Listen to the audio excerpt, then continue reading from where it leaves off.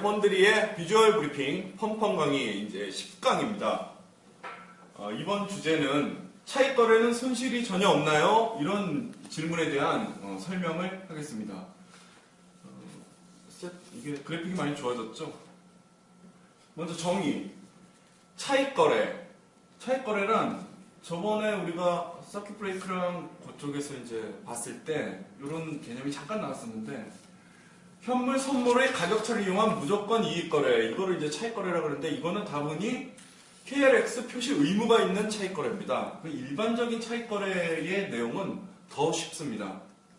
상품 간의 가격차, 어떤 상품이든 상품 간의 가격차를 이용한 무위험 수익이 나는 거래, 이거를 차익 거래라고 합니다. 이 두 조건만 만족된다면 그거를 차익 거래라고 불러도 무리가 없습니다. 그러면 이 차익 거래가 어떻게 이루어지는지 설명을 한번 해보도록 하겠습니다. 길을 두고 상점이 두 개가 있습니다. 상점이 아니고 시장이 두 개가 있는데요. 두 쪽 모두 콜라를 팔고 있습니다. 똑같은 코카콜라라고 가정을 하면 이 두 가지 상품에는 전혀 차이가 없죠. 근데 A라는 시장에서는 1,000원에 사고 팔고 있고 B라는 시장에서는 1,200원에 사고 팔고 있습니다. 그러면은 어떤 사람이, 갑이라는 사람이 차를 타고 가서 A라는 시장에서 콜라를 사가지고 B라는 시장에 갖다 팔았습니다. 이게 차익 거래일까요? 아닙니다, 이건. 이거는 그냥 상품 띄어다가 상품 판 거예요. 도매 시장에서 사다가 소매 시장에다 판 거죠. 이거를 차익 거래라고 하지는 않습니다. 왜냐? 여기서 1,000원에 사가지고 가는데 여기서 900원이 됐어요, 갑자기. 그러면 손해보잖아요. 이거는 무위험이 아니에요. 어떻게 될지 모르는 거죠. 왜? 이동 간에 변동이 있을 수 있으니까. 그래서 두 가지를 동시에 해야 차익 거래가 됩니다. 그래야 무위험하게 되거든요. 이 조건을 만족시키기 위해서 어떤 방법을 써야 하냐면 전화기를 두 대 놓읍시다. 그래가지고 동시에 양쪽이 다 전화를 하는 거죠. 이쪽에는 사고, 이쪽에는 팔아야죠. 근데 물건을 갖다가 동시에 어떻게 사고 팔까요? 가능해요. 여기다가 계약만 하면 돼요. 살게요. 그래서 확정 지어놓고 여기다가 팔게요. 그러고선 확정을 지어놓으면 됩니다.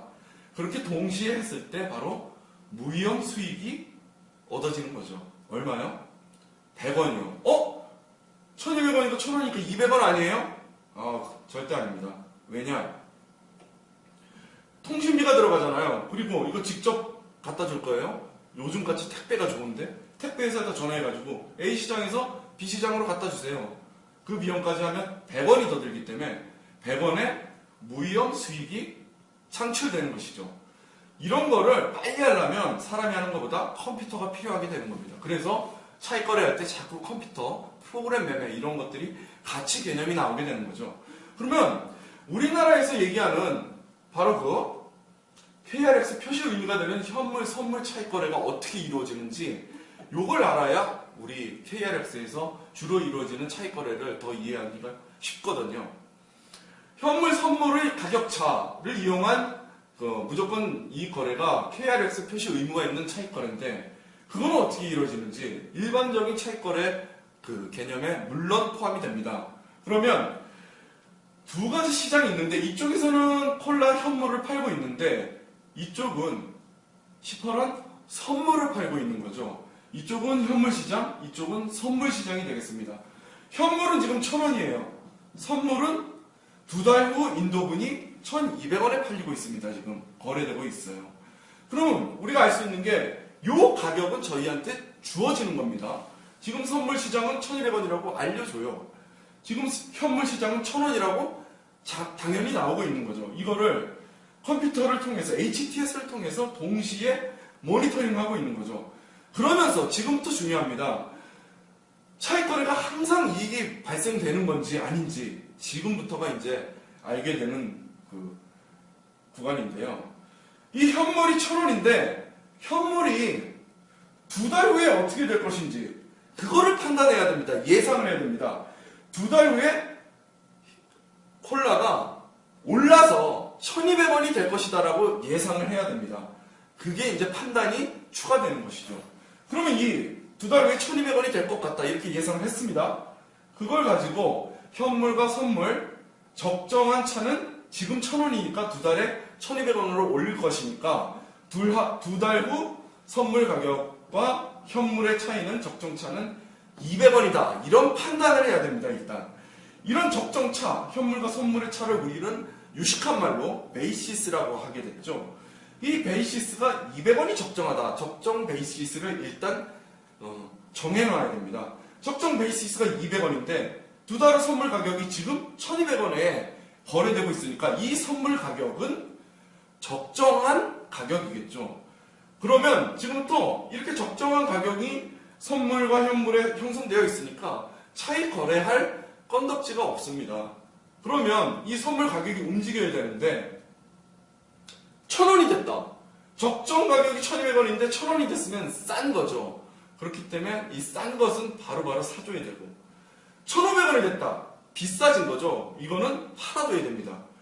그래서 이제 차익거래 개념이 나오는데 이쪽은 설명하기가 안 와닿습니다. 왜냐하면 있지도 않은 현물을 팔아야 된다는 얘기를 해야 되기 때문에 여기는 이거에 반대이기 때문에 먼저 요거를 설명함으로써 이해를 해보도록 하겠습니다.